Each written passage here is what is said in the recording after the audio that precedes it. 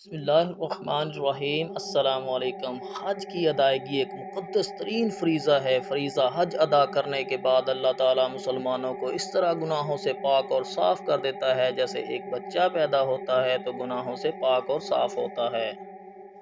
اللہ تعالیٰ نے سعودی حکومت کو یہ اعزاز بخشا ہے کہ وہ عازمین حج کی خدمت کرنے میں کوئی کسر نہیں چھوڑتی۔ سعودی حکومت عازمین حج کے لیے آسانیاں پیدا کرنے میں پیش رہتی ہے۔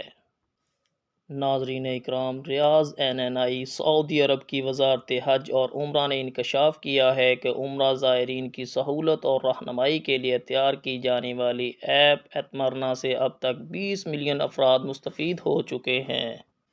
میڈیا رپورٹس کے مطابق ایتمرنا ایپ کے ذریعے دی جانے والی ہدایت میں مسجد حرام میں نمازوں کے اوقات، کرونا وبا کے نماز کے دوران SOPs، عمرہ کی ادائیگی، مسجد نبوی اور روضہ رسول صلی اللہ علیہ وآلہ وسلم کی زیارت کا شیڈول بھی شامل ہے۔ مکہ معظمہ اور مدینہ منورہ میں خصوصی مراکز سروس سے اب تک بیرون ملک سے آنے والے 30,000 متعمرین مستفید ہو چکے ہیں۔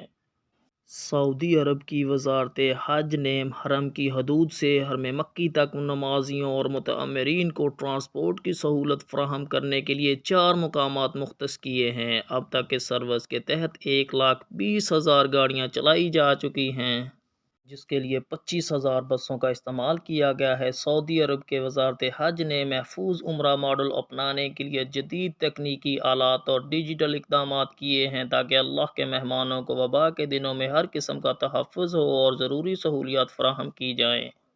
عمرہ زائرین کی خدمت کرنے والے اداروں میں حکومتی اداروں کے ساتھ نجی شعبہ بھی شامل ہے۔ زائرین اور متعمرین کے لیے 6 رضاکارانہ پروگرامات کے دوران 18,000 رضاکارانہ کام کیے گئے ہیں۔